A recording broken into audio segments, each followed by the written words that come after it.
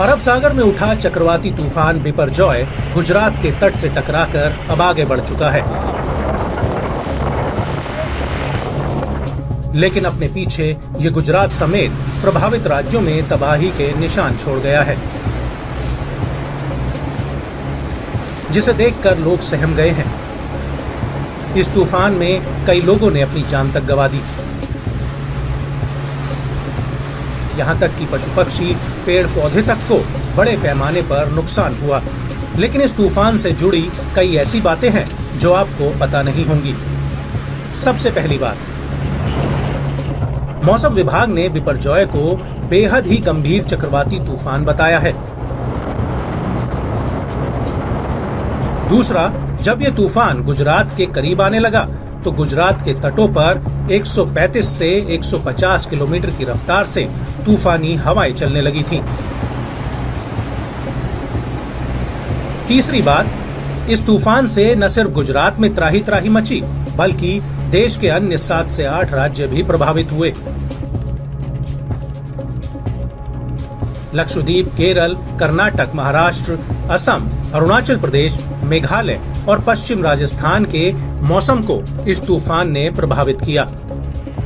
और चौथी बात यह है कि इस तूफान ने मॉनसून की रफ्तार को सुस्त कर दिया था, क्योंकि जैसे ही मॉनसून केरल पहुंचा, वैसे ही चक्रवात सिस्टम ने मॉनसून की नमी को सोखना शुरू कर दिया, जिससे मॉनसून अचानक ढीला पड़ गया। अब पांचवी बात यह है कि तूफान ने न तो सिर्फ भारत को प्रभावित किया, बल्कि पड़ोसी देश पाकिस्तान का कराची शहर भी तूफान से अछूता नहीं रहा। पाकिस्तान में भी तूफान ने बड़े पैमाने पर नुकसान किया है। और छठी बड़ी बात यह है कि इस साल अरब सागर में आया पहला चक्रवाती तूफान बिपरजॉय बन गया है। इससे पहले इस साल में अभी तक अरब सागर में कोई चक्रवात नहीं आया था।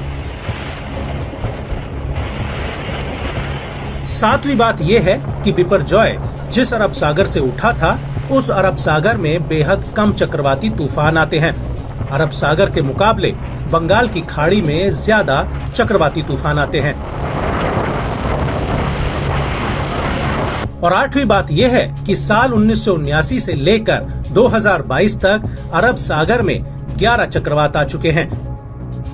2007 से 2022 के बीच अरब सागर में 6 चक्रवात आए हैं। इसके अलावा बिपरजॉय से गुजरात में करीब 1000 गांवों की बत्ती गुल हो गई और तूफान के प्रचंड रूप से 800 से ज्यादा पेड़ गिर गए हैं। लेकिन चक्रवात में किसी भी प्रकार की जानहानि न हो, इसके लिए एनडीआरएफ और एसडीआरएफ की टीमों ने मिलकर 1 लाख से ज्यादा लोगों को शेल्टर होम में भेज दिया है।